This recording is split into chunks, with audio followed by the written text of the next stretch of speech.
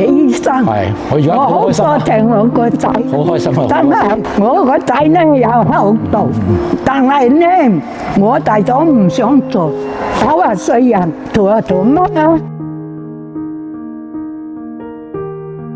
我眼咧幾個月頭咧睇唔到嘢，咁樣咧行出門口咧都驚跌。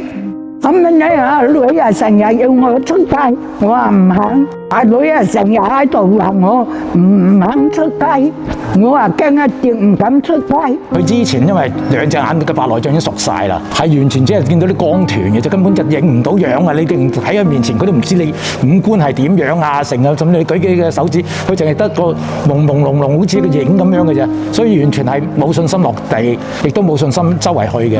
我喺 Facebook 嗰度見到呢間醫院賣咗廣告，睇到啲廣告嗰個感覺都叫幾好，亦都覺得俾到多少俾到信心我。咁我媽咪喺香港嗰個情況，要排醫生就要好耐嘅。咁就算要再走手術咧，就更加長嘅時間。咁我媽咪都咁大年紀啦，點等咁長時間呢？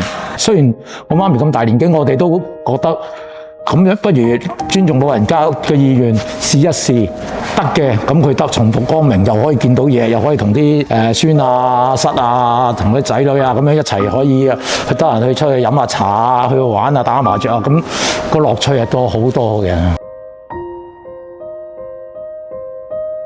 比我嘅印象中係更加好喎，因為我媽咪咧，佢本身即係個身體狀態咧，會有全身抖動啊！我哋睇個醫生係冇得醫嘅。咁喺咁嘅情況下要做一個手術，尤其是眼睛手術，你要佢係咁喐，咁變咗一定要做個全身麻醉先可以令到個減少個抖動，而先做到呢個醫生。我哋好擔心呢個即係全身麻醉嘅情況嘅，其實。咁但係即係完全冇令我失望啊！真係做到個效果就係成功做咗手術，兩隻眼一齊做，因為兩隻眼都白內障，我唔想我媽咪再受一個即係再冇多一次風險啊！咁醫生亦都真係俾到一個好好嘅後果。